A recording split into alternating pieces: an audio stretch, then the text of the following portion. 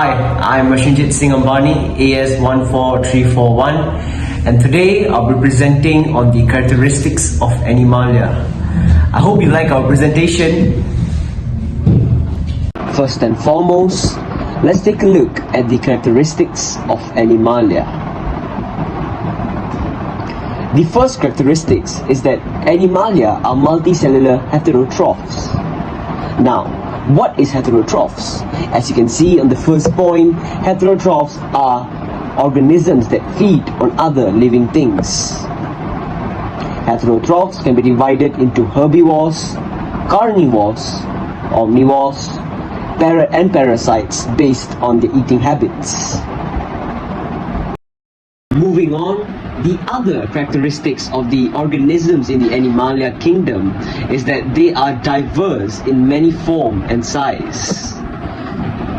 They can be broken down into two categories.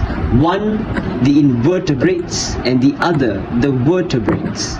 The invertebrates are organisms that cannot possess or develop a vertebral column, or in short form, backbone, while the vertebrates are the organisms that can possess and develop a vertebral column.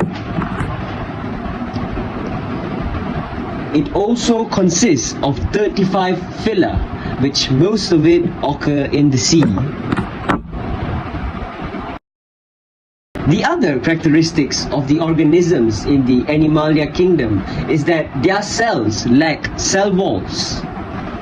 This means that they are flexible cells organized into tissues. And these tissues perform specific functions which helps the organisms to carry out their daily life activities. Another characteristics of Animalia is that they are motile. This is the most distinguishable trait compared to other kingdoms. The organisms in the Animalia kingdom are motile, at least a part of their life cycle.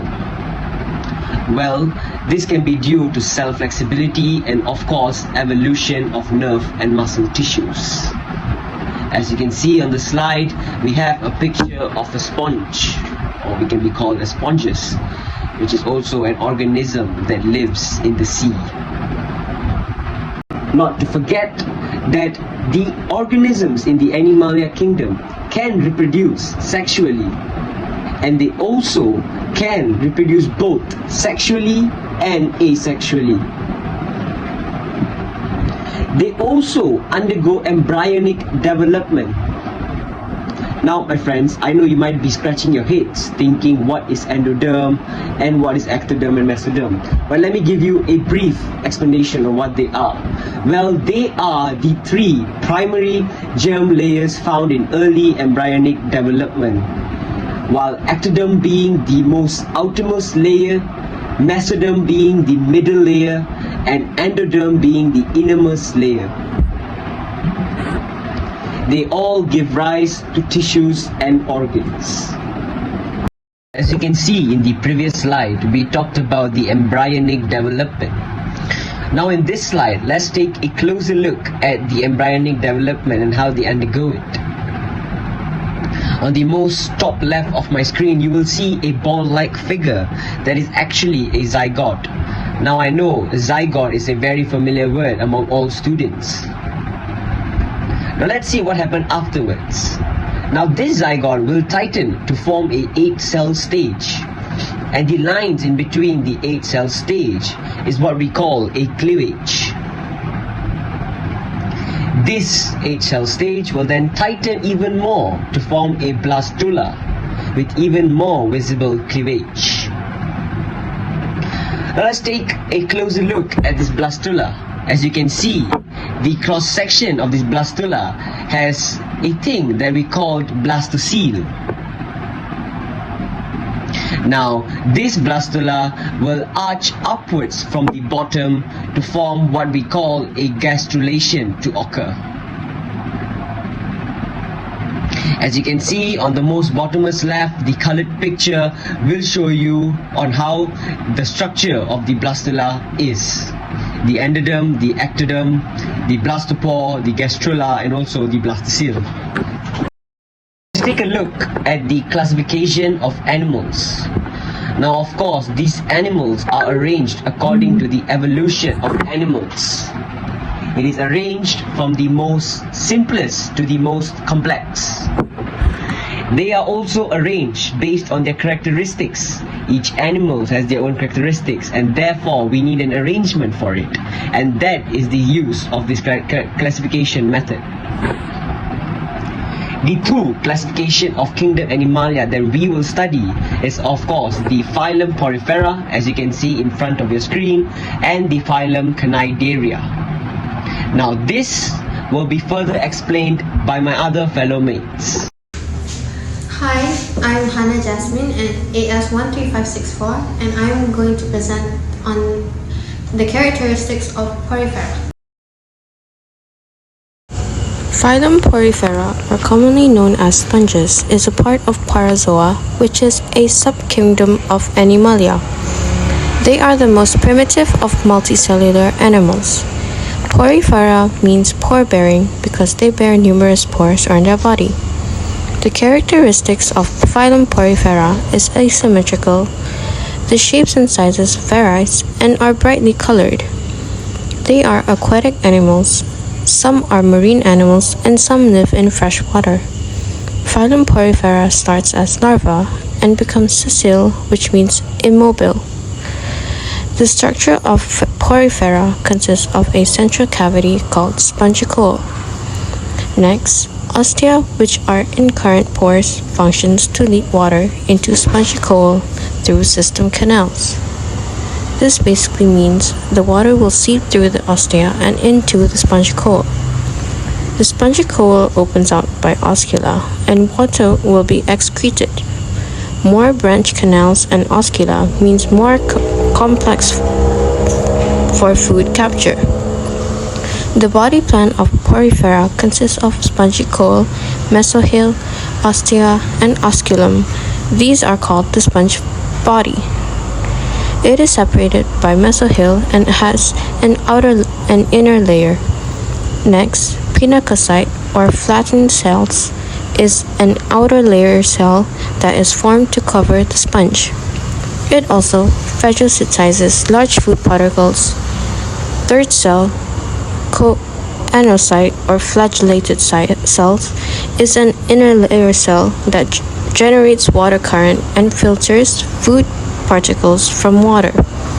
The last cell is amoebocyte. It is a type of cell that wanders in the mesohyl.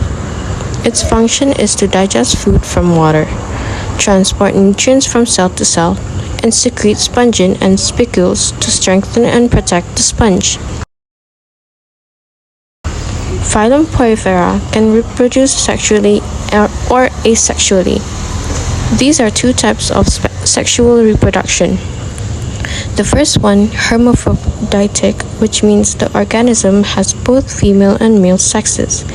And the second one is gonochoristic, which means the organism only has male or female sex. For asexual reproduction, sponges reproduce by budding and fragmentation, and is capable of regeneration. I'm Nadia Amira, AS13556. I would like to present characteristics of phylum Cnidaria. When we're talking about cnidarian, what you can imagine is jellyfish. First of all, cnidarian primary in marine environments, and some live in fresh water. They have tissue organization and they're radially symmetrical, which means if you slide it, it will have symmetry on both sides. The body of cnidarians is organized as two-layer hollow sac with the mouth and surrounding tentacle at one end. Cnidarians have two basic body form. The first one is polyp-form, which is mostly sessile, meaning it doesn't move like sea anemone. And the second one is medusa form, it's like jellyfish. Cnidarians are diploblastic, means that they have two definite two layers. which is the ectoderm and the endoderm. The ectoderm gives rise to the epidermis, while the endoderm gives rise to the inner gastrodermis. The epidermis and gastrodermis are separated by a gelatinous and a cellular matrix called the mesoglea. The unique to cnidarians are specialized stinging cells called cnidocytes. Cnidocyte is used to capture prey. As you can see here, cnidocyte is inside the tentacle. Hi, I'm Alia Maisara, AS13569, and I will be presenting about classification of cnidarians. Moving on to classification of cnidarians. We have three classes under phylum Cnidaria, which are Scyphozoa, Hydrozoa, and Anthozoa.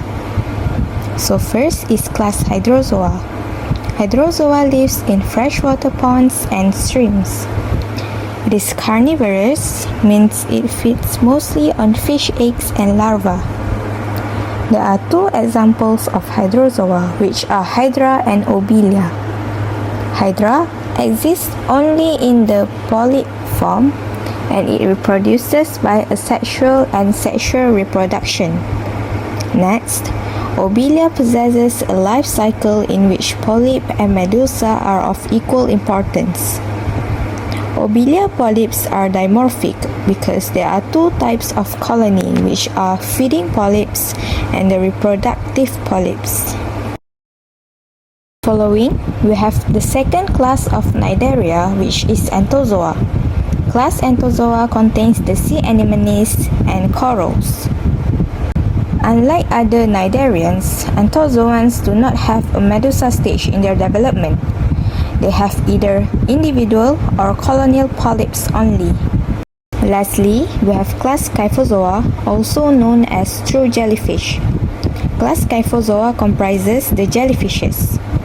Medusa is the main stage in their life cycle, and they have either no polyp stage or a much reduced polyp stage.